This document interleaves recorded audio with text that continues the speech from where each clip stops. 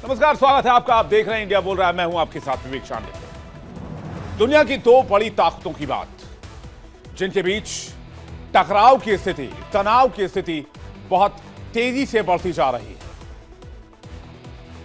आर्थिक और तकनीकी मोर्चे पर और अब सैन्य मोर्चे पर भी दोनों देश एक दूसरे से रेस कर रहे हैं।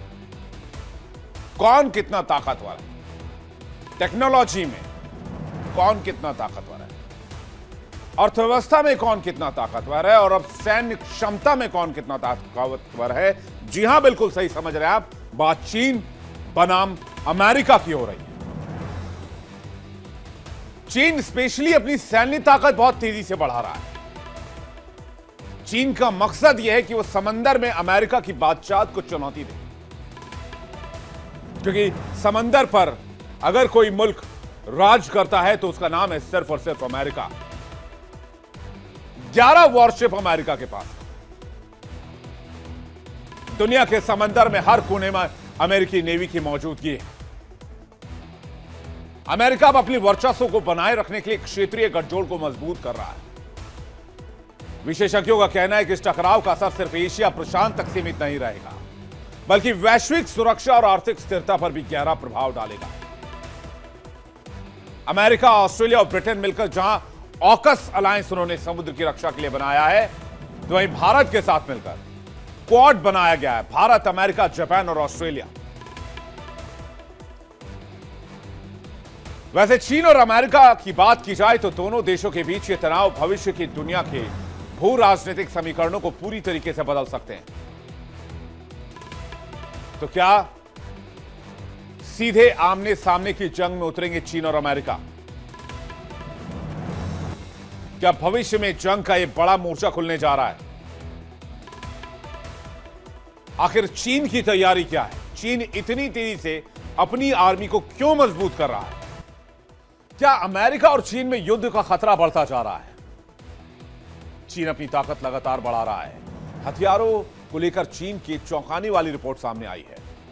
ड्रैगन ने 2020 से अब तक अपने मिसाइल उत्पादन केंद्रों में बड़े पैमाने पर विस्तार किया है, जो सीधे तौर पर अमेरिका और उसके सहयोगी देशों के लिए चुनौती बनकर उभर रहा है। फिर चाहे वो फिलीपींस हो, ताइवान हो, या फिर जापान ही क्यों ना हो, या फिर साउथ कोरिया ही क्यों ना हो। चीन के पास मौजूदा 136 ऐसे ठिकाने हैं जो उसकी रॉकेट फोर्स PLARF और रक्षा उत्पादन से जुड़े हुए हैं। और इस बीच चीन ने फुजियान एयरक्राफ्ट करियर को भी लॉन्च कर दिया है, जो न्यूक्लियर पावर्ड एयरक्राफ्ट करियर है, न्यूक्लियर पावर्ड वॉरशिप है। लेकिन रॉकेट फोर्स की बात की जाए तो इनमें से 60% से अधिक ठिकानों में पिछले 5 वर्षों में बड़ा विस्तार हुआ है। 2020 से लेकर 2025 के अंत तक करीब 20 लाख वर्ग मीटर का दायरा बढ़ाया गया है। कई जगहों पर पहले गांव और खेती की जमीन हुआ करती थी, जिन्हें अब सैन्य बेसिस में तब्दील कर दिया गया है। दुनिया की सबसे बड़ी टक्कर अमेरिका और चीन के बीच समंदर पर सिकंदर बनने की है। चीन लगातार अपनी नेवी की ताकत बढ़ा रहा है और अब उसने एयरक्राफ्ट कैरियर फुजियान लॉन्च किया है, जिसने अमेरिका तक में हड़कंप मचा दिया है। दोस्तों, चीन ने समंदर में अपनी ताकत बढ़ाने के लिए एक बड़ा दांव खेला। उसका नया एयरक्राफ्ट कैरियर फुजियान, इसका वजन 80,000 टन है, जो अपने आकार और ताकत में बेहद प्रभावशाली माना जाता है। इसके बाद एक और एयरक्राफ्ट कैरियर चीन बना रहा है, जिसका वजन 1,10,000 टन है। बहरहाल, पहले बात करते हैं फुजियान की। फुजियान पर 50 से ज्यादा अत्याधुनिक J-35 स्टेल्थ फाइटर जेट को तैनात किया गया है। ये फाइटर जेट दुश्मनों की रडार में नहीं आते हैं। साथ ही अटैक हेलीकॉप्टर, कार्गो हेलीकॉप्टर भी तैनात किए गए हैं। इसके अलावा फुजियान पर KJ-600 अर्ली वार्निंग विमान भी तैनात है, जो हवाई खतरों को पहचानकर जल्द इंफॉर्म करते हैं, जिससे चीनी नौसेना को ताकत मिल रही है। बता दें आपको, यह फुजियान कैरियर चीन की बढ़ती समुद्री महत्वाकांक्षाओं का एक बड़ा माइलस्टोन है और अमेरिका की समुद्री पकड़ पर एक जबरदस्त चोट है। और अमेरिका के अलायंस, जो क्षेत्रीय ताकत है, उनके लिए एक बड़ी चुनौती है। जब बात समंदर की ताकत की होती है तो अमेरिका और चीन के बीच कड़ी टक्कर देखने को मिलती है। वैसे एयरक्राफ्ट करियर के मामले में अमेरिका भी बहुत आगे है। अमेरिका के पास 11 एयरक्राफ्ट करियर है, चीन के पास 3 है। युद्धपोत में अमेरिका पीछे है। युद्धपोत में अमेरिका 325 की संख्या पर है, चीन 380 तक पहुंच गया है। और माना यह चाह रहा है 2045 तक अमेरिका 350 युद्धपोत पर होगा, जबकि चीन 400 पर पहुंच चुका होगा। सबमरीन्स की बात की जाए तो अमेरिका 68 सबमरीन बना चुका है, जबकि चीन के पास 78 सबमरीन्स हैं। और जब हम अमेरिका और चीन के बीच सैन्य ताकत की बात करते हैं तो आंकड़े बताते हैं कि मुकाबला हर क्षेत्र में बेहद कड़ा है। एयरक्राफ्ट करियर को छोड़ दिया जाए तो चीन हर मामले में अमेरिका से आगे निकल चुका है। सबसे पहले सैनिकों की संख्या की बात। चीन के पास करीब 20,35,000 सैनिक हैं। अमेरिका के पास 13,28,000। यानी फुट सोल्जर्स के मामले में चीन काफी आगे है। हवाई ताकत में अमेरिका बेहतर स्थिति में है। अमेरिका के पास 1,790 फाइटर एयरक्राफ्ट है, जबकि चीन के पास 1,212। खासतौर पर डेडिकेटेड अटैक एयरक्राफ्ट में अमेरिका के पास 889 की संख्या है, जबकि चीन के पास महज 371 है। ट्रांसपोर्ट एयरक्राफ्ट में भी अमेरिका के 918 हैं, वहीं चीन के पास 289 है। हेलीकॉप्टर की संख्या अमेरिका के पास 5,843 की संख्या है, जबकि चीन के पास 913 है। अटैक हेलीकॉप्टर चीन अमेरिका के पास 1,002 हैं, चीन के पास 281 हैं। बात टैंकों की आती है तो चीन के पास 6,800 टैंक हैं और अमेरिका के पास 4,640 टैंक हैं। नौसेना की ताकत जहां बात की जाए तो चीन के 754 जहाज हैं, वहीं अमेरिका के 440 जहाज हैं। पनडुब्बियों की बात की जाए तो अमेरिका के पास 70 हैं, चीन के पास 61 है। कुल मिलाकर अगर नेवी के मामले में देखा जाए, जहां पर अमेरिका को टक्कर देने वाला या अमेरिका का सानी कोई दूसरा मुल्क नहीं है, वहां पर चीन ने धीरे धीरे अमेरिका की बराबरी हासिल कर ली है। लेकिन अमेरिका की तकनीक और हवाई श्रेष्ठता इस मुकाबले को बदल देती है। लेकिन ये इंपॉर्टेंट तब होता जब चीन और अमेरिका के बॉर्डर्स लगते हैं। मुकाबला तो पानी में होना है और यह मुकाबला आने वाले दशकों में वैश्विक सुरक्षा के लिहाज से निर्णायक बन जाएगा, जहां अमेरिका और चीन की टक्कर समंदर में होगी और ऑस्ट्रेलिया भी चीन को घेरने में अपनी अहम भूमिका निभा रहा है। ऑकस और क्वाड समूह और अन्य रणनीतिक साझेदारों के जरिए ऑस्ट्रेलिया चीन की विस्तारवादी नीति पर कड़ी नजर रखे हुए है। लेकिन चीन का फुजियान एयरक्राफ्ट करियर, उसकी बड़ी संख्या में पनडुब्बी और युद्धपोत और साथ ही 50 से अधिक स्टेल्थ फाइटर जेट पानी में उसका दबदबा बढ़ा रहे हैं और साथ ही अमेरिका की धड़कन भी बढ़ा रहे हैं। तो क्या अमेरिका की बराबरी कर लेने के बाद चीन और अमेरिका में जंग के हालात बन जाएंगे? क्या ताइवान और फिलीपींस के नाम पर जंग का एक और नया मोर्चा खुलने जा रहा है? हमारे साथ बातचीत करने के लिए ब्रिगेडियर शारदेंदु रक्षा विशेषज्ञ इस वक्त हमारे साथ जुड़ रहे हैं। मेजर आशीष चतुर्वेदी रक्षा विशेषज्ञ इस वक्त हमारे साथ जुड़ रहे हैं। प्रोफेसर स्वर्ण सिंह हमारे साथ जुड़ रहे हैं school of international studies JNU से। आपका बहुत स्वागत है। डॉक्टर धीरज कौल भू राजनीतिक विशेषज्ञ और अभिषेक खरे विदेश मामलों के जानकार, आप सभी मेहमानों का बहुत बहुत स्वागत है और दर्शकों आपका भी एक बार फिर से तहे दिल से स्वागत करते हैं।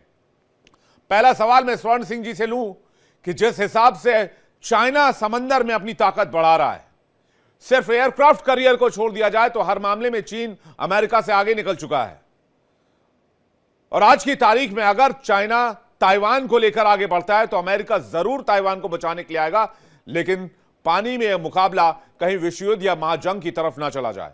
स्वर्ण सिंह जी, आप कैसे देख रहे हैं इस पूरे मामले को? मैं चाहूंगा विस्तार से जरा आप इस पर रोशनी डालें। पहली बात तो ये कि ये पहले कई बार देखा जा चुका है। 1995 से लेकर 3 बार कम से कम ये देखा जा चुका है कि जब भी आपने कहा ताइवान को बचाने आएगा अमेरिका, तो ऐसा जमीन पर नजर नहीं आया है। बार बार चीन जो है वो अपना सेना का पूरा प्रभाव प्रदर्शित करता है, एक तरह से ब्लॉकेड लगा देता है उस एरिया में।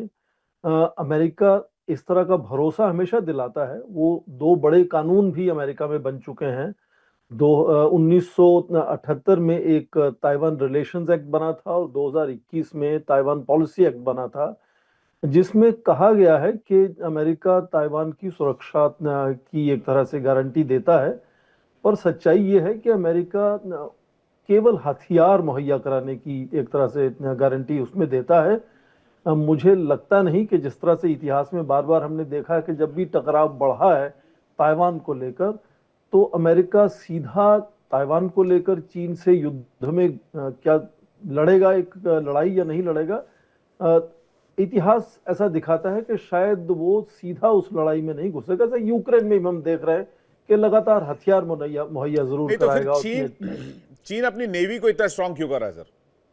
क्योंकि उसकी प्रतिस्पर्धा अमेरिका से केवल ताइवान स्ट्रेट तक सीमित नहीं है, वो तो पूरी दुनिया में आप देखें, चाहे वो पैसिफिक ओशन हो, प्रशांत सागर हो या हिंद महासागर हो, सभी जगह पूरे विश्व में अपनी प्रभाव बनाना चाहता है। आप देखें अभी हिंद प्रशांत सागरों में दोनों में उसकी बहुत ज्यादा एक तरह से पहचान है, हमेशा से उसके पोत दिखते हैं। अब वो जिबौती में एक अपना नौसेना के लिए अड्डा भी बना चुका है। तो पूरे विश्व पर उसका ध्यान है और उस नजरिए से आप ये देखें कि दो चीजें उसके पीछे जरूरी हैं जो उसकी ताकत है। पहली तो ये कि आज चीन अमेरिका को सिविल शिप बिल्डिंग में बहुत पीछे छोड़ चुका है। आज वो विश्व का सबसे बड़ा शिप बिल्डिंग नेशन है, नेवी के शिप भी उसमें शामिल हो जाते हैं। और दूसरा कि उसका लगातार जो सुरक्षा बजट है, रक्षा बजट लगातार पिछले 5 सालों में 7% बढ़ता है, जबकि जीडीपी उसकी ग्रोथ रेट 4 या 5% के बीच में रही है। पर रक्षा का जो बजट है वो हर साल 7% बढ़ता है। तो चीन की जो प्रतिस्पर्धा अमेरिका के साथ है वो आज विश्व स्तर पर है। इसलिए मुझे लगता है कि वो विश्व स्तर पर अपना जो एक तरह से ताकत का प्रदर्शन है वो दोनों तरफ से होगा। अमेरिका हालांकि पहले से ही पूरे विश्व में छाया हुआ है, उसके मिलिट्री बेसिस सब जगह हैं, उसकी नेवी सब जगह है। तो उतना बड़ा चीन बनने में हो सकता है दशक लगे, या ज्यादा भी लग सकता है। पर जिस तरह से तेजी से उभरती हुई ताकत है, उसका मॉडर्नाइजेशन जिस तरह से हुआ है नेवी का पिछले 10 या 15 साल में, आज यदि देखें तो अमेरिका के सामने कोई भी, रूस भी नहीं, कोई भी देश इतनी तेजी से अपनी रक्षा की ताकत को नहीं बढ़ा रहा है या नेवल पावर को नहीं बढ़ा रहा है जितना चीन बढ़ा रहा है। और वो चाहे नेवी की बात करें, आर्मी की बात करें, न्यूक्लियर वेपन्स की, मिसाइल की बात करें, पूरा रक्षा का जो बंदोबस्त चीन कर रहा है वो धीरे धीरे कोशिश कर रहा है कि पूरे विश्व में अपना प्रभाव बनाने में वो सक्षम हो। तो इसीलिए जब भी सीरियसली अमेरिका में इसको लेकर बात होती है तो चीन को प्रतिस्पर्धा में अपना जो है वो एक तरह से कंपेटिटर मानते हैं, वो रूस को नहीं मानते हैं। हालांकि यूक्रेन युद्ध के चलते पूरा ध्यान फिर से रूस पर है, पर चीन लगातार अपनी ताकत को बढ़ा रहा है और वो उसका केवल ताइवान तक सीमित नहीं है। ये जो उसकी सोच है, ताइवान उनको लगता है कि पहले से ही आर्थिक रिश्तों को लेकर, पारिवारिक सामाजिक रिश्तों को लेकर वो जुड़ चुका है उनके साथ पूरी तरह से। और केवल अमेरिका ये बात समझते हुए हथियार मुहैया कराएगा, वो सीधा युद्ध में ताइवान को लेकर नहीं, उसमें लड़ेगा चीन के साथ। धीरज कौल भी इस वक्त हमारे साथ जुड़ रहे हैं। डॉक्टर धीरज कौल यूएस से इस वक्त हमारे साथ कनेक्ट हो रहे हैं। कौल साहब, आपका भी बहुत बहुत स्वागत है। शारदेंदु जी को अगर आवाज जा रही हो तो उनका रिएक्शन चाहेंगे कि चीन की मंशा क्या है इस पूरे रीजन में, क्योंकि हमारे इंटरेस्ट के लिहाज से भी हमने क्वाड बनाया हुआ है, ऑस्ट्रेलिया ने ऑकस बनाया हुआ है ब्रिटेन और अमेरिका के साथ मिलकर, हमने जापान, ऑस्ट्रेलिया और अमेरिका के साथ मिलकर क्वाड बनाया हुआ है। तो ये एक सिचुएशन जो चाइना पावर बैलेंस को लेकर क्रिएट कर रहा है वो बहुत मुफीद नहीं है, वो चाहे अमेरिका की नजर से हो या फिर भारत की नजर से हो। क्या अमेरिका और चाइना में जंग की स्थिति बन सकती है?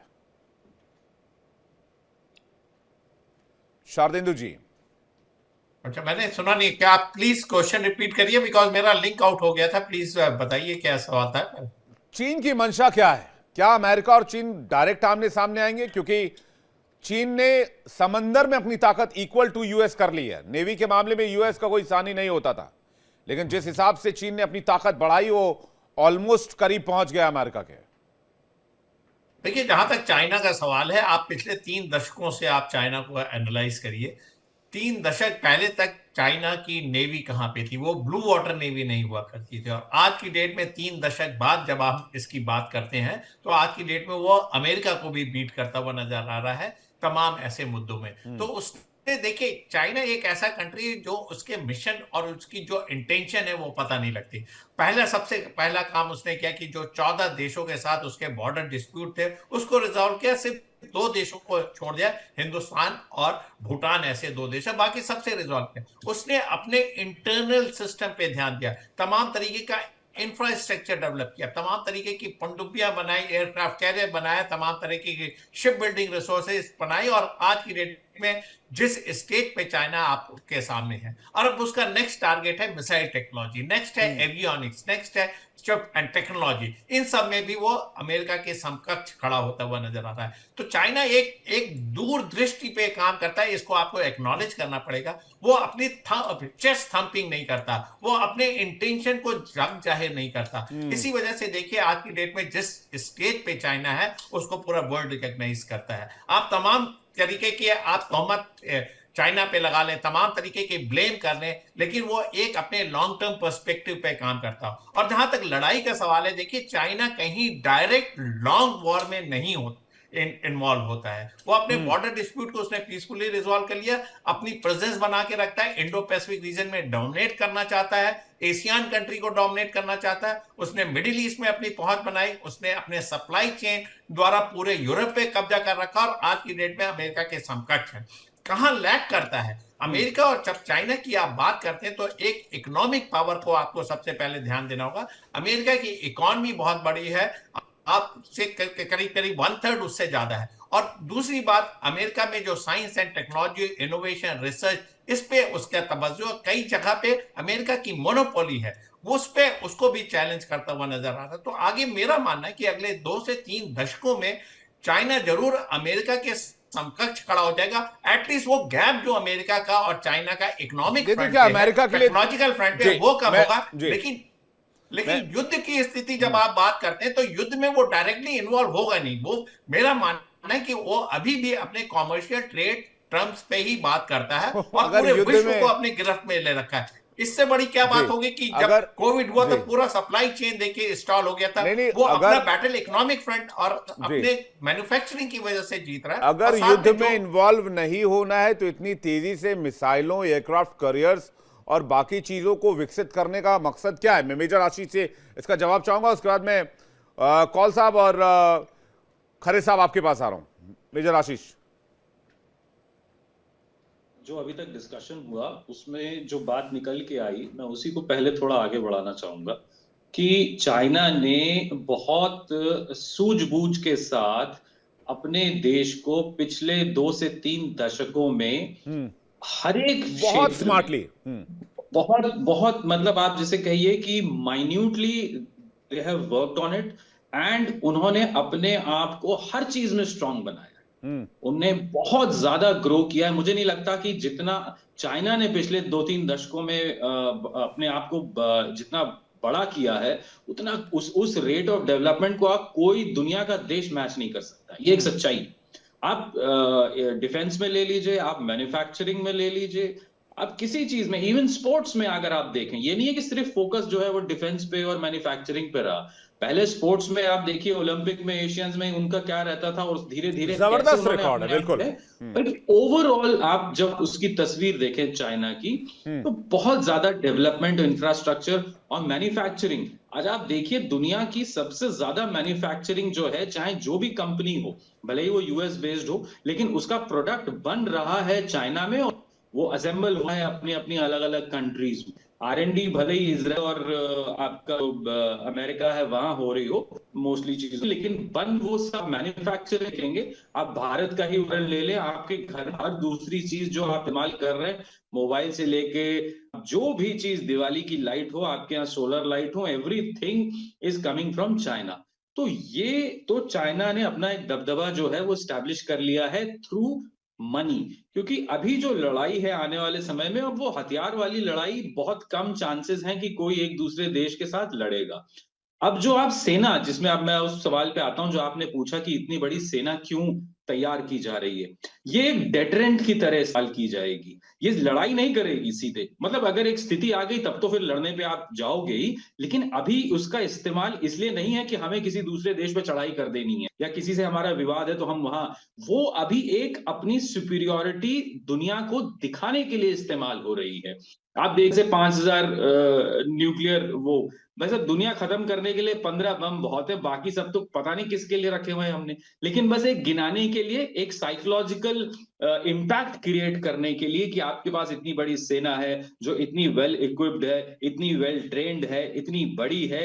ये है चाइना का मकसद कि एक तो उसको कोई दूसरी पार, स्पेशली अमेरिका, ट्रेड में या किसी और तरीके से ज्यादा मैनिपुलेट ना कर सके, डोमिनेट ना कर सके। तो आप अपनी ताकत जो है मिलिटरीली एक बड़ी दिखाएंगे, इस्तेमाल करने की नौबत तो बहुत कम आएगी, लेकिन आप दिखाएंगे, आपके पास होगी ही नहीं तो आप दिखाएंगे क्या? ये है वो रीजन कि वो इतनी बड़ी अपनी एक सेना खड़ी कर रहा है, जिससे एक साइकोलॉजिकल मैसेज वो विश्व को और अमेरिका को देगा कि कोई उसके खिलाफ ज्यादा सैंक्शंस ना लगाए, उसको दबाव में ना ले, या कहीं ट्रेड में कहीं कोई दिक्कत ना आए। तो एक सुपीरियोरिटी जो किसी टाइम पे अमेरिका की हुआ करती थी, चाइना उसी तरफ बढ़ रहा है कि धीरे धीरे वो भी उस तरीके का वर्चस्व जो अमेरिका ने इतने सालों एक बना के रखा, उस तरीके का बना के रखे। हाँ, निश्चित रूप से भारत और अब स्पेशली अगर हम भारत की बात करें तो हम लोगों के लिए एक चिंताजनक विषय है, और कुछ ना कुछ सीखने की भी जरूरत है हमें वहां से, दोनों चीजें। लेकिन क्या इस CIA को बर्दाश्त होगा, अमेरिका को बर्दाश्त होगा? छोटी छोटी बातों पर अमेरिका उखड़ जाता है, बांग्लादेश में कुर्सी बदलवा देता है, पाकिस्तान में मुनीर को सबसे ऊपर कर देता है। अमेरिका कैसे बर्दाश्त कर लेगा कि चाइना सुप्रीमेसी हासिल कर दे समंदर के ऊपर? खरे साहब से मैं इसका जवाब चाहूंगा, यही तो है टकराहट की मेन वजह। क्यों नहीं दोनों देशों की सेनाएं आमने सामने आएंगी, या स्ट्रेटेजिक वॉर होगा, या फिर जो कुछ भी होगा? खरे साहब, इसका जवाब मैं कौल साहब आपके पास आ रहा हूं। खरे साहब, माइक चेक कीजिएगा थोड़ा सा प्लीज। आपका माइक चेक कीजिएगा, माइक शायद म्यूट रह गया आपका।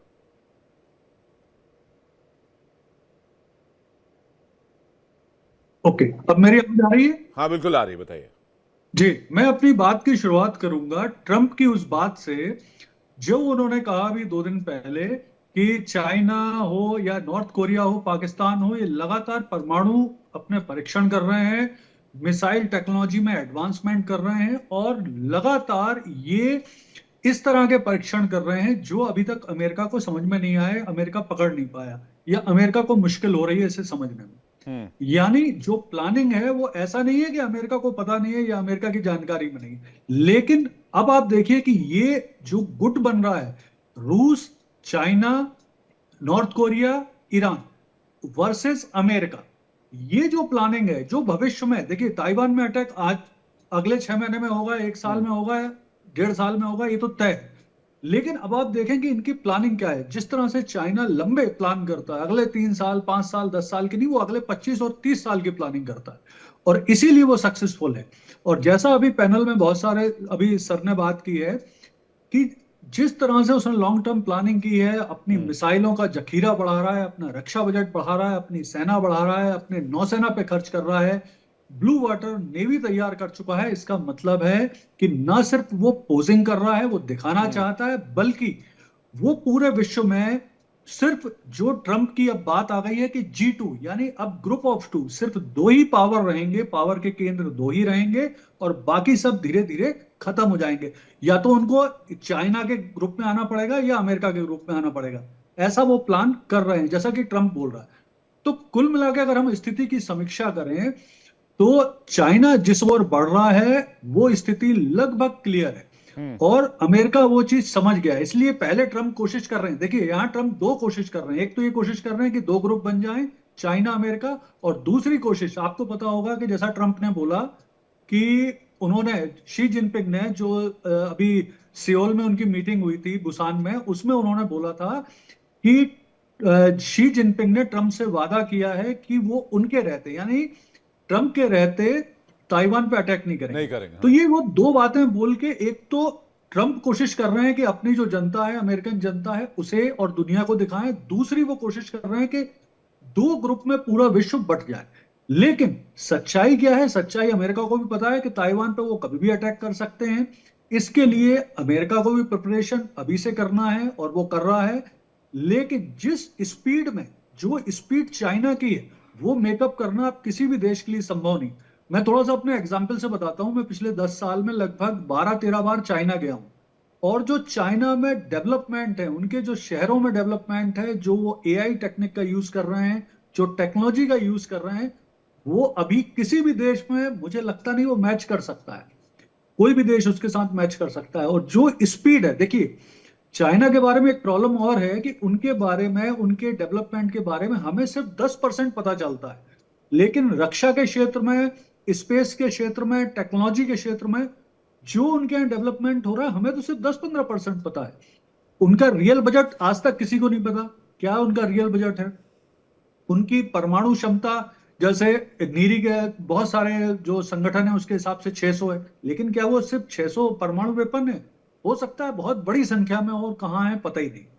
तो जिस तरह से चाइना डेवलपमेंट कर रहा है, जिस तरह से चाइना फोकस कर रहा है, और यहां मैं एक चीज और कहूं, जैसे अमेरिका के पूरी दुनिया में अमेरिका ने अपने सैनिक अड्डे बना के रखे, लेकिन चाइना ने फोकस कहां किया है? सिर्फ इंडो पैसिफिक पे। उसका फोकस क्या है? सिर्फ इंडो पैसिफिक, कि जब भी वो ताइवान पे अटैक करेगा, ताइवान पे कब्जा करेगा, तो इंडो पैसिफिक उसका सेफ होना चाहिए। इसके लिए उसने स्ट्रिंग ऑफ पर्ल भारत के लिए भी कर लिया, और साउथ चाइना सी में भी जिस तरह से वो अपने आर्टिफिशियल आइलैंड बना के स्ट्रिंग वहां ऑफ पे पल्स अपनी बहुत, डिफेंस। खरे साहब स्ट्रिंग ऑफ पल्स बहुत कारगर नहीं है जी। आज की तारीख नहीं में। नहीं, देखिए देखिए, उसने प्लान क्या किया कि जब भविष्य में ताइवान पे वो अटैक करे तो वो टू फ्रंट वॉर में ना उलझे, इसलिए भारत को भी उलझा के रखने की कोशिश कर रहा है। और ताइवान पे जब अटैक करेगा तो साउथ चाइना सी भी, आर्टिफिशियल आइलैंड और बहुत सारे उसने अपने सैनिक अड्डे बना के इस तरह से सेव किया हुआ है कि उसे बाहरी अटैक से वो सेव भारत को तो उसने प्लान। पाकिस्तान के मोर्चे पर फंसा रखा है। वो तो कभी नहीं, भी नहीं, वो तो इशारा करेगा देखिए, अपने अब चमचे को कि भाई तुम शुरू हो जाओ उधर से, हम इधर से लग रहे हैं बिल्कुल। ताइवान के ऊपर, वो इधर से शुरू कर देंगे। लेकिन वो बात है, लेकिन आप अगर आप देखें तो उसका काउंटर करने के लिए भारत ने भी अफगानिस्तान के साथ कुछ पैचअप करना शुरू किया। यहां मैं एक चीज और भी कहना चाहूंगा, ट्रंप क्यों चाहते हैं अफगानिस्तान का बगराम? क्योंकि आपने जैसा 15 दिन पहले ट्रंप ने बोला ही था कि बगराम उन्हें इसलिए चाहिए कि उन्हें जो चाइना का प्रोग्राम है, न्यूक्लियर प्रोग्राम, विशेष तौर पर लूप नूर का जो उनका जो न्यूक्लियर प्रोग्राम है उस पर नजर रखना है। वहां पे क्या डेवलपमेंट हो रहा है, वहां पे किस तरह के अच्छा आजकल एडवांस प्रोग्राम हो रहे हैं, तो वो प्लान है। तो आजकल अगर हम एआई, देखें तो चाइना, जी, खरे अगर साहब हम आजकल देखें एआई तो का बड़ा जमाना है, सब लोग जानते जी। हैं, मेरे पैनल पे बैठे हुए कौल साहब भी जानते हैं। हर बात जी। आजकल एआई से पूछकर होती है। कहे पहले हर बात बुजुर्गों से, बड़ों से पूछकर होती थी, आजकल हर बात एआई से पूछी जा रही है। तो मैंने भी एआई से सवाल पूछ दिया, क्या मौजूदा स्थिति में अमेरिका और चीन के बीच जंग के हालात बन रहे हैं? तो एआई का जवाब है नवंबर 2025 तक तो नहीं बन रहे हैं, हो सकता है दिसंबर में बन जाए। एआई का कहना है कि दोनों देशों के बीच भू राजनीतिक तनाव चरम पर है, जो आर्थिक युद्ध, सैन्य टकराव और क्षेत्रीय विवादों के तौर पर सामने आ सकता है। विशेषज्ञों का मानना है कि नई शीत युद्ध जैसी स्थिति है जहां गलतफहमी या दुर्घटना से संघर्ष बढ़ सकता है, लेकिन दोनों पक्ष अभी भी कूटनीतिक संवाद और स्थिरता पर जोर दे रहे हैं।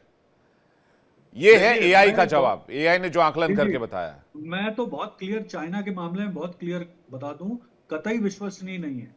जैसे कि बात कर रहे हैं विशेषज्ञ की भी, अगर आप बात देखें किसी भी बड़े विशेषज्ञ और रक्षा विशेषज्ञ की बात देखेंगे तो वो साफ तौर पे कहता है कि इसका कोई ठिकाना नहीं है कि वो 3 महीने में चाइना ताइवान पे अटैक करेगा, 6 महीने में, अगले 2 साल, लेकिन करेगा जरूर, ये पक्की है। क्योंकि जिस दिन उसकी तैयारी सॉलिड हो जाएगी, उसे लगेगा कि हाँ अब मैं ऐसी स्थिति में आ गया हूं कि अब मैं ताइवान पे कब्जा कर सकता हूं और मुझे बहुत ज्यादा विरोध का सामना नहीं करेगा, उस दिन अटैक होना ही है। और ये है, ये होना ही है। और उसके लिए जिस तरह की उसने पूरी तैयारी की हुई है, जी जिस तरह की ठीक है प्लानिंग कौल की हुई साहब, है, मुझे लगता है तैयारी मुकम्मल है। मुझे लगता है कि बहुत ज्यादा वक्त नहीं लगेगा, लेकिन एक एस्पेक्ट ये भी कहता है कि चाइना कभी डायरेक्ट किसी वॉर में नहीं उलझेगा। चाइना अभी भी कोशिश करेगा कि वो सुपर पावर बने। वॉर में उलझना मतलब 10-20 साल पीछे चले जाना, अपनी इकोनॉमी को बहुत बड़ा सेटबैक देना, 440 वोल्ट का झटका देना। लेकिन जिस तरह से ताकत दिखा रहा है चाइना या बढ़ा रहा है, जैसे हथियार बना रहा है, अभी तो विक्ट्री डे परेड में वो हथियार हमने देखे ही, कैसे एलियन क्वालिटी के हथियार चाइना ने दिखाए हैं। अजीब अजीब तरीके के विध्वंसक हथियार, लेजर वेपन से लेकर खतरनाक हथियार तक दिखाए। तो क्या ये चीन वर्सेस अमेरिका एक खतरनाक सिचुएशन में पहुंच चुके हैं, या डोनाल्ड ट्रंप सरेंडर कर देंगे जो G2 की बात कर रहे हैं वो, या कर चुके हैं? खरे साहब एक सेकंड में जरा कॉल साहब से जवाब ले लूंगा। अगर खरे साहब बोलना चाहते हैं कंप्लीट करने दीजिए, I will wait, no problem. मैं सिर्फ सर 10 सेकंड लूंगा। मैं सिर्फ ये बताऊंगा कि देखिए, रूस की और चीन की अगर हम इतिहास में जाएं, ये बेसिकली कम्युनिस्ट देश है, और कम्युनिस्ट देश हमेशा एक्सपेंशन में लगे रहते हैं। वो अपनी भूमि बढ़ाते रहेंगे कितनी भी उनके पास क्यों ना हो। चाहे आप रशिया का एग्जाम्पल देखिए, चाहे चाइना का एग्जाम्पल, तो वो सिर्फ राइट टाइम का इंतजार करते हैं कि जब उनके पास शक्ति आएगी तो वो कब्जा करने की कोशिश करेंगे ही करेंगे। भले आर्थिक तौर पे उनको उतना नुकसान नहीं होगा, वो सारा कैलकुलेशन करने के बाद ही वो करते हैं। तो ये उनके मूल में है, कम्युनिस्टों के मूल में। जी प्लीज सर। जी धीरज कौल जी। नमस्कार, thank you for having me on the show Vivek ji. और matter of fact I must congratulate you a second time now, क्योंकि आपके जो पैनलिस्ट इंफॉर्मेशन दे रहे हैं वो बहुत इंपॉर्टेंट है, बहुत एक्यूरेट है। और आप ही के शो पे आई थिंक स्वर्ण जी के साथ हम लोगों ने बहुत शोज किए हैं। देखिए, I am not communist, I am not pro China as per se, पर मैं as like a 40-year-old person, when I look at the world, I have tremendous respect for China, what it has done.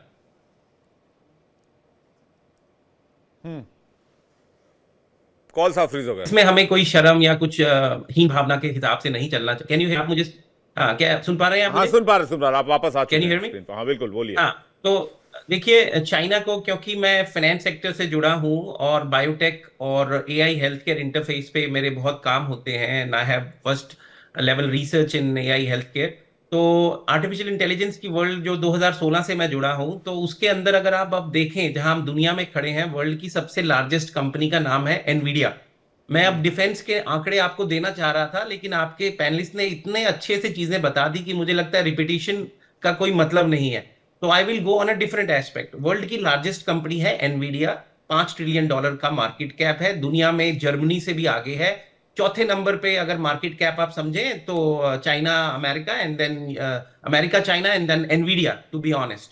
ठीक है, तो अगर हम सत्य समझें तो एनवीडिया को भी उन्होंने अब दांत दिखाने शुरू कर दिए हैं। हुआई कंपनी का वो अब सेमीकंडक्टर चिप जो लेटेस्ट है वो खुद बना रहे। देखिए, चाइना को जितना, मुझे तो ये लगता है पर्सनली स्पीकिंग, मैंने हाई स्कूल इंडिया में किया है फ्रॉम शिमला सेंट एडवर्ड्स, मुझे लगता है चाइना की ग्रोथ को स्कूल्स में पढ़ाना चाहिए, उससे सब बच्चों को, सब सरकारों को मोटिवेशन लेना चाहिए।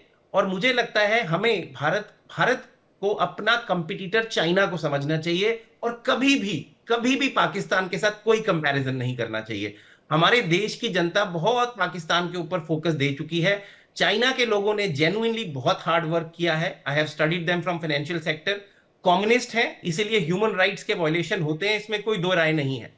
लेकिन वर्ल्ड में सबसे बड़ी मात्रा में अगर किसी ने पॉवर्टी से किसी को अपलिफ्ट किया है तो वो चाइना है, ये फैक्ट है।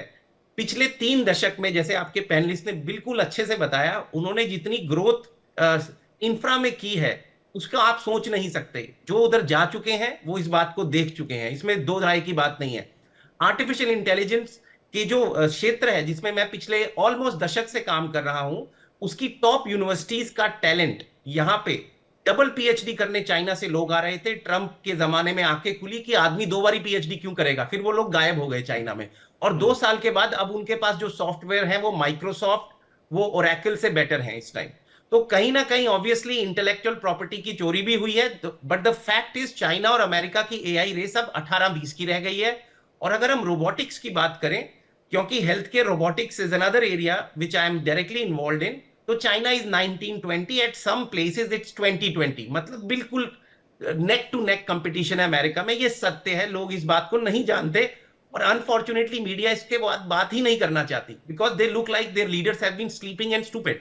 नंबर 3, जो वर्ल्ड का चोक पॉइंट है जिसको रेयर अर्थ बोलते हैं, उसके ऊपर हमने आपके साथ बहुत शोध कर लिए पिछले और आपको जान के तो विवेक जी, आप तो जानते हैं 1980s में ये प्रोप्राइटरी टेक्नोलॉजी अमेरिका के पास थी, लेकिन आज की डेट में rare earth is not very rare, it's found almost everywhere.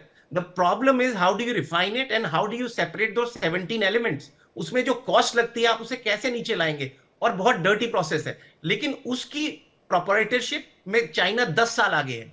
हमारी एक कंपनी है एमपी मटेरियल के नाम से, आप देख लीजिए, अमेरिका की 5% रेयर अर्थ रखता है, लेकिन वो भी कुछ नहीं कर पा रहे हैं। तो हमारा चोक पॉइंट उनके हाथ में है।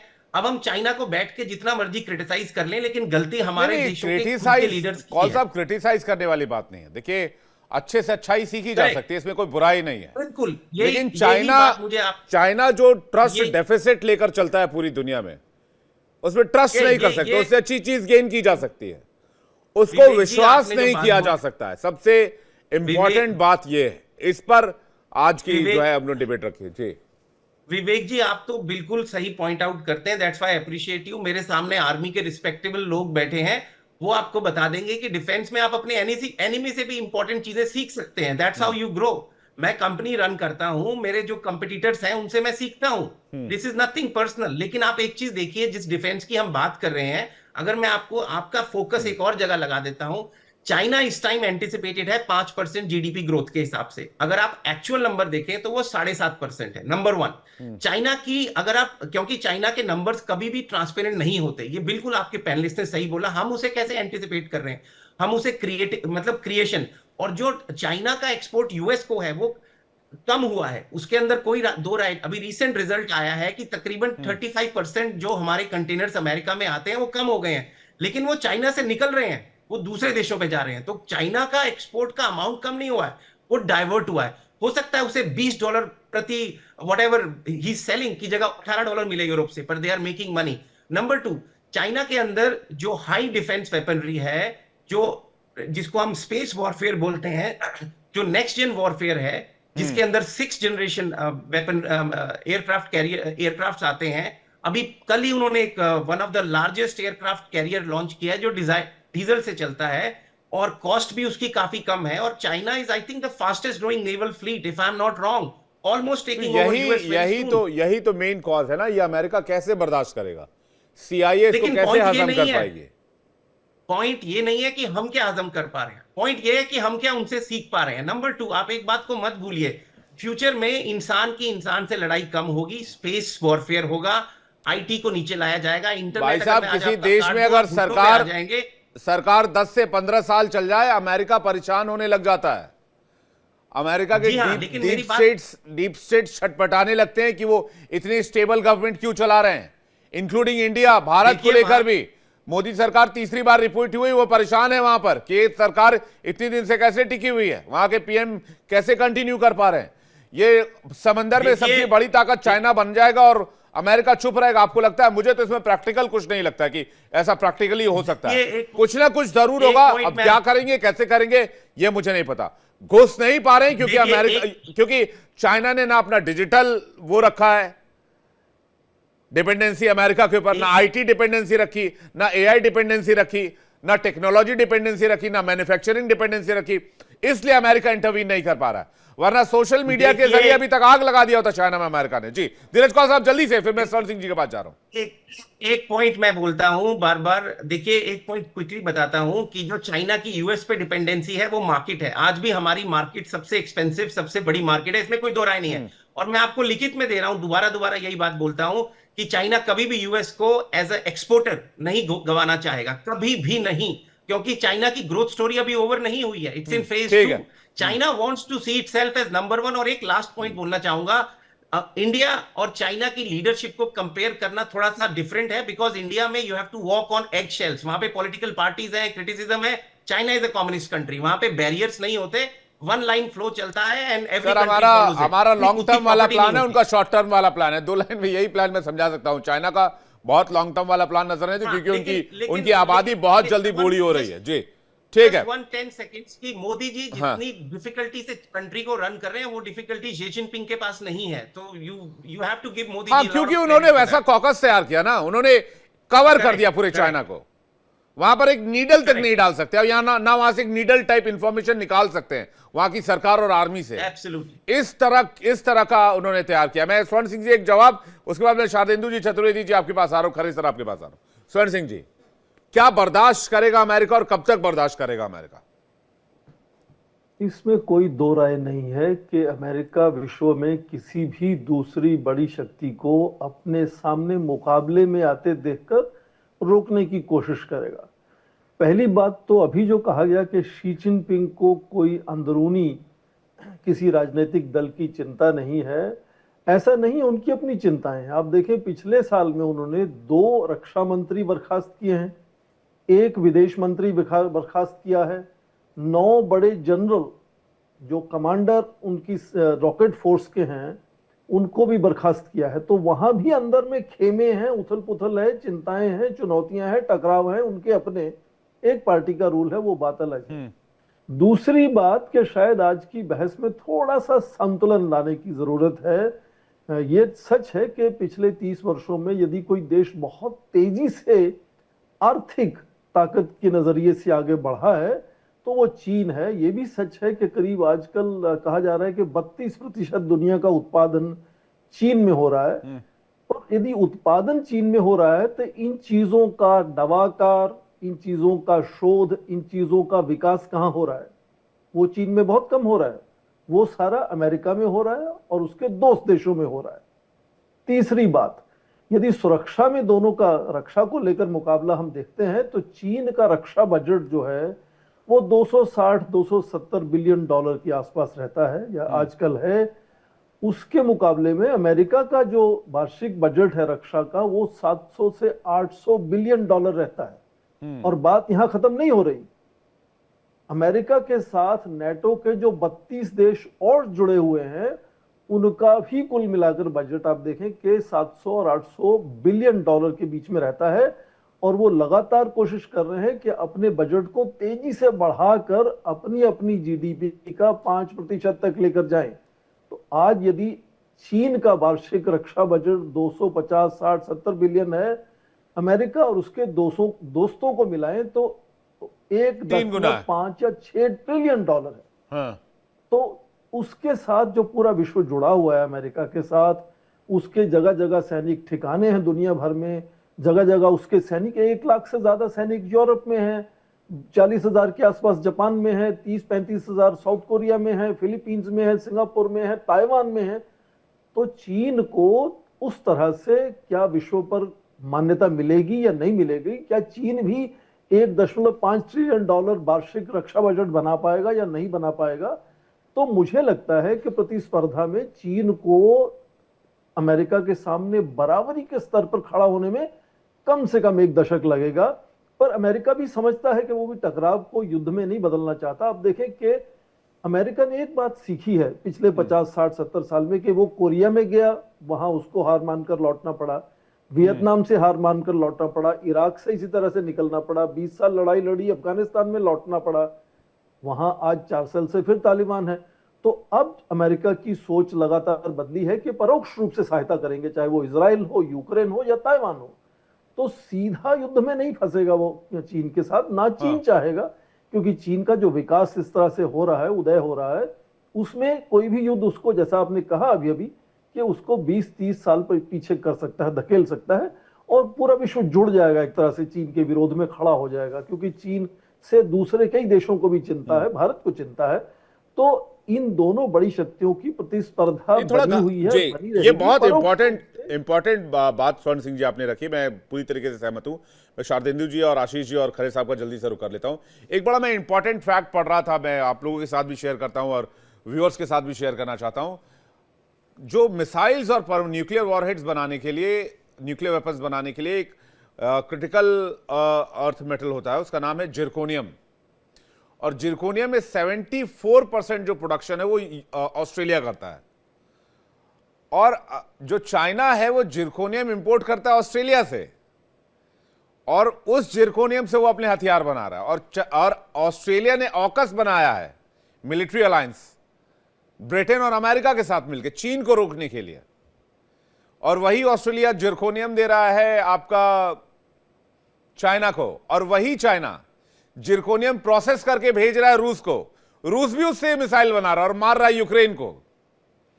तो इतना अंदर से इतनी चीजें मिक्स हुई पड़ी हैं। और रूस यूक्रेन वॉर जब से शुरू हुआ 22, 23 से 25 तक अभी अब लगभग चल रहा है, 300% रेशियो बढ़ा दिया चाइना ने जिरकोनियम सप्लाई का, जो ऑस्ट्रेलिया से इंपोर्ट होके आ रहा था। और फिर वो उसको रोकना भी चाह रहे हैं और कहते हैं हम चीन को रोकेंगे कि वो हथियार ना बनाए, और हथियार बनाने के लिए जिरकोनियम भी दे रहे हैं। जिरकोनियम एक ऐसा एलिमेंट है, मेटल है, जो 2000 डिग्री सेल्सियस तक तापमान झेल सकता है। 2000 डिग्री सेल्सियस, इतना स्ट्रांग है। तो ये जो घालमेल है, ये बड़ा एक तरह से इंटरेस्टिंग भी है, लेकिन कभी कभी इसको समझने की भी आवश्यकता हो जाती है। मैं शारदेंदु सर का एक रिएक्शन चाहूंगा, उसके बाद खरे सर और आशीष जी आपके पास आ रहा हूं। शारदेंदु जी।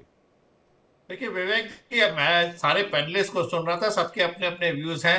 ये ऐसा टॉपिक है कि जिसमें एक मत होना तो स्वाभाविक नहीं है, लेकिन मेरा मानना है कि देखिए अमेरिका की शक्ति को आपको समझना पड़ेगा। आप चाइना को तो इतने तरीके से एनालाइज कर रहे हैं, थ्रेट बेयर और क्या अगले 3 दशक में कहां पहुंच जाएगा।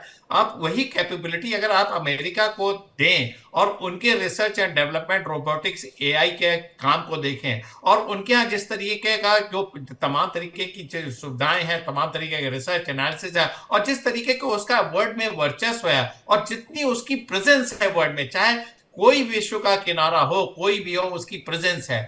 विश्व में कोई भी इंसिडेंट हो, वहां पे उसका इंटरफेरेंस हो। विश्व की कोई भी संस्थाएं हो, उसमें उसका अपना वर्चस्व है, वो अपने टर्म्स डिक्टेट करता। तो इस पावर को आपको ग्रांट करना पड़ेगा। इसी पावर को ब्रिज करने की चाइना टाइम एंड अगेन कोशिश कर रहा है, लेकिन 1 दशक का समय मैं नहीं मानता हूं। मेरा मानना है उसमें 2 से 3 दशक लगेंगे। अगर चाइना प्रोग्रेस कर रहा है तो अमेरिका भी प्रोग्रेस कर रहा है। उसने अपने सारे टेंटिकल्स ऑन रखे होंगे। अमेरिका कहां फेल किया? सबसे बड़ी बात है कि उसने चाइना और रशिया का जो अलायंस हो रहा है, इसको ब्रेक करने में तैयारी नहीं की। कहीं ना कहीं वो इंटेलेक्चुअल प्रॉपर्टी राइट जिसका जो स्टीलिंग चल रहा है आज की डेट में, जो टेक्नोलॉजी का थेफ्ट चल रहा है, उसमें चाइना सक्सेसफुल होता रहा है। चाइना का बिल्डअप ही एक तरीके से वहां जाके, वहां पे इमिग्रेशन, वहां पे टेक्नोलॉजी, वहां के रिसर्च सुविधाओं को अपने कंट्री में लाया, और आज की डेट में रिवर्स माइग्रेशन है। वो अमेरिका में ट्रेनिंग कराता, अपने लोगों को वापस बुलाता और अपनी चीजों को अपनी सुविधा के हिसाब से इस्तेमाल करता है। मैं अमेरिका या चाइना के बहस में ना पढ़ के मैं एक ओरिएंटेशन की बात करता हूं। चाइना लॉन्ग टर्म की बात करता है, अमेरिका में कुछ स्लैकनेस आई क्योंकि उसके ऊपर लोन ज्यादा था, वो उसका मार्केट फिसल रहा था, तमाम तरीके की जियोपॉलिटिक्स में इन्वॉल्व था। चाइना इन सब में नहीं पड़ता। चाइना का सिर्फ एक मकसद है, कॉमर्स, ट्रेड एंड पैसा और टेक्नोलॉजी। आज की डेट में चाइना इसीलिए सेल्फ रिलायंट है। और सारी जो एक्सेप्टेबिलिटी है, विवेक जी एक बात बोलना चाहूंगा, जो अमेरिका की एक्सेप्टेबिलिटी वर्ल्ड में है, वो चाइना से कहीं ज्यादा है। चाइना को आज की डेट में ट्रस्ट कोई नहीं करता, चाहे वो मिडिल ईस्ट में पहुंच बनाने की कोशिश की, लेकिन वहां से हटा दिया गया। तो चाइना अपने इंटरनल डायनेमिक्स देख रहा है, सेल्फ रिलायंट है, तमाम तरीके के डेवलपमेंट चल रहे हैं। लेकिन जहां तक अमेरिका से मैचिंग की बात है, अगर 3 डेकेड आगे की बात करते तो उस समय अमेरिका कहां होगा, चाइना का होगा। ब्रिजिंग कम हो सकता है, गैप कम हो सकता है, लेकिन पूरी तरीके से ओवर पावर कर ले ऐसा मैं नहीं मानता हूं। और साथ में हिंदुस्तान के इंटरेस्ट को आपको ध्यान में रखना होगा। हिंदुस्तान का जो एलाई, जो पार्टनरशिप है, वो अमेरिका से ज्यादा बेहतर है बनस्पत चाइना के। चाइना कभी भी गलवान कर सकता है, चाइना कभी भी डोकलाम कर सकता है, चाइना कभी भी मिलिट्री ऑप्शन है। आपने 14 कंट्रीज में 12 कंट्री से बॉर्डर रिजॉल्व कर लिया, हिंदुस्तान से क्यों नहीं किया? हिंदुस्तान की आपकी मंशा अलग है, क्योंकि आपकी एक तरीके का कॉम्पिटिशन है एशिया में। एशिया को आप स्टेबल नहीं होना देना चाहते हैं, और साथ में कहीं ना कहीं एशियन कंट्री पे आप अपना वर्चस्व बनाना चाहते हैं, साउथ एशियन कंट्री पे अपना वर्चस्व बनाना चाहते हैं। लिहाजा चाइना को अभी बहुत ग्राउंड करना, कवर करना पड़ेगा। और इंटेंशन, ये लीडरशिप नहीं चलेगी, चेंजेस होंगे, तमाम तरीके की चीजें आएंगी। लेकिन ताइवान की तरफ जब भी चीन बढ़ेगा, आज नहीं कल, 1 साल 2 साल, मेजर आशीष, तब क्या होगा? अमेरिका जो है उसमें इंटरफेयर करने की कोशिश तो जरूरत करेगा, लेकिन वो अकेले नहीं करेगा, जैसा कहा गया। अमेरिका में तो बाकायदा कानून है इसके लिए, ताइवान की सुरक्षा के लिए एक्ट है। बिल्कुल, तो उसको सहारा लेकर के वो यूएन, क्योंकि यूएन जो है वहां पे भी अमेरिका का ही जो से है या उसकी बात जो है वो चलती है। तो अमेरिका, आप याद करिए जब इराक पे भी लड़ाई होनी थी तो कोई ऐसी लड़ाई नहीं थी कि अमेरिका लड़ नहीं सकता था, लेकिन वहां भी उनकी सोच ये थी कि उन्होंने उसे एक यूएन का वो बना दिया और उसमें जो नेटो के जो कंट्रीज थी उनको साथ ले लिया। तो जब इराक जैसी कंट्री के अगेंस्ट यूएस ने इतने कंट्रीज को साथ लिया और फिर आगे बढ़ा, तो चाइना अगर ताइवान में ऐसा कुछ करता है तो चाइना ये भी सोचेगा कि यूएस जब उसमें इंटरफेयर करेगा तो वो अकेला नहीं करेगा, वो नेटो और यूएन का इस्तेमाल करेगा, अपने जो कंट्रीज उसके साथ की हैं उनको साथ में लेगा, सैंक्शंस का इस्तेमाल करेगा और चाइना इस चीज को बहुत अच्छे से समझ रहा है। जैसे मैं अभी भी कहूंगा कि जितनी लड़ाई है, चाहे अमेरिका चाइना जो वर्चस्व की है, आज आपकी जो आर्थिक ताकत है, असली लड़ाई आज वहां आ गई है। क्योंकि टेक्नोलॉजी भी आप तब, या रिसर्च एंड डेवलपमेंट ला पाएंगे जब आपके पास पैसा होगा। जी, जब आपके पास खरे पैसा साहब का होगा। रिएक्शन, खरे साहब क्या कहेंगे इस पर? की बात विवेक जी, पहले तो वो ऑस्ट्रेलिया की आपकी बात का जवाब देता हूँ। ऑस्ट्रेलिया के पास प्रोसेसिंग प्लांट नहीं है, इसलिए उसको चाइना को भेजना पड़ता है। 70% से ऊपर रेयर अर्थ मेटल चाइना के पास है और लगभग 70% की ही प्रोसेसिंग उसकी क्षमता है। तो पहला जवाब तो ये। दूसरा, अंतर क्या है अमेरिका और चाइना में, अगर हम बेसिक रूप से इनका एनालिसिस करें तो देखिए, अमेरिका डिप्लोमेसी है, चाइना कम्युनिस्ट है। अमेरिका में सोशल मीडिया और नैरेटिव पावर पूरी दुनिया बनाए जा सकते हैं, लेकिन चाइना और यूएस और रशिया में वो फेल हैं, क्योंकि वो आयरन कर्टन डाले हुए हैं। वो अपने यहाँ खुद का सोशल मीडिया है, सब कुछ आयरन खुद डोम का है, किया है। बिल्कुल। तो इस तरह से उन्होंने कहीं भी इंटर करने दिया ही नहीं अमेरिका को, उसके नैरेटिव्स को, और किसी भी तरह से वो उनका सोशल मीडिया भी इस्तेमाल नहीं करते। तो जैसा सर ने बताया था कि हमें बहुत सारी चीज सीखना है, तो हमें सीखना भी पड़ेगा चाइना से कि कैसे उसने अमेरिका के लिए बहुत पहले से ही प्लान कर लिया था और काउंटर कर लिया। उनके लोगों तक सूचना पहुंचती नहीं है, उनके पास तो वही सूचना है जो वो दे रहे हैं, चाइना जो उनका माउथ पीस देता है ग्लोबल टाइम। तो अब कुल मिलाकर अगर हम स्थिति की समीक्षा करें तो अमेरिका ने बहुत ज्यादा फैला के रखा है अपनी पूरी दुनिया के चौधरी बनने के चक्कर में। उनका फोकस अलग अलग जगह डिस्ट्रैक्ट होता रहता, और वो भी उतने भरोसेमंद नहीं। हाँ, भारत के लिए एक नेचुरल लाई वो हो सकते हैं, लेकिन जिस तरह से चाइना बिल्कुल भरोसेमंद नहीं है, अमेरिका भी भरोसेमंद नहीं है। लेकिन चाइना के प्लान छोटे और सेंटर्ड हैं। अमेरिका पूरे दुनिया के जो चौधरी बनने के चक्कर में अपने आप को फैलाए हुए हैं और कहीं भी फोकस नहीं कर पा रहे हैं। वो तो जहां जो कुछ होता है वहां शुरू हो जाते हैं। तो कम्युनिस्ट से लड़ने के लिए जो आइडियोलॉजी जो डेमोक्रेसी में कभी नहीं आ सकती। ताइवान को लेकर अमेरिका का क्या स्टैंड होगा? एक जल्दी से सवाल मैं कॉल साहब से ले लूं, जल्दी से जवाब कॉल साहब, जितना संक्षेप में जितना शॉर्ट में हो सके दीजिएगा प्लीज, समय सीमित है। कॉल साहब, पहले तो खरे जी ने बहुत अच्छे पॉइंट्स रेज कर दिए, और मैं एक लास्ट पॉइंट उसमें पहले बोलना चाह रहा था कि जो फ्यूचर की आर्मीज है उसमें रोबोटिक का इंटरवेंशन बहुत ज्यादा है, और चाइना उसमें लीड कर रहा है। It's even faster. क्यों है? आप कॉस्ट देख लीजिए। जो हमारा ऑप्टिमस रोबोट यहाँ $22,000 का है, उसका ऑलमोस्ट सिमिलर वर्जन $13,000 में चाइना में मिल रहा है, with much lower monthly subscription. अब आपने ताइवान के इंटरवेंशन की बात पूछी। अगर ताइवान पे अटैक होता है तो America is bound to intervene. मुझे बिल्कुल नहीं दिख रहा वो अटैक होगा, क्योंकि China is still in phase 2 of growth.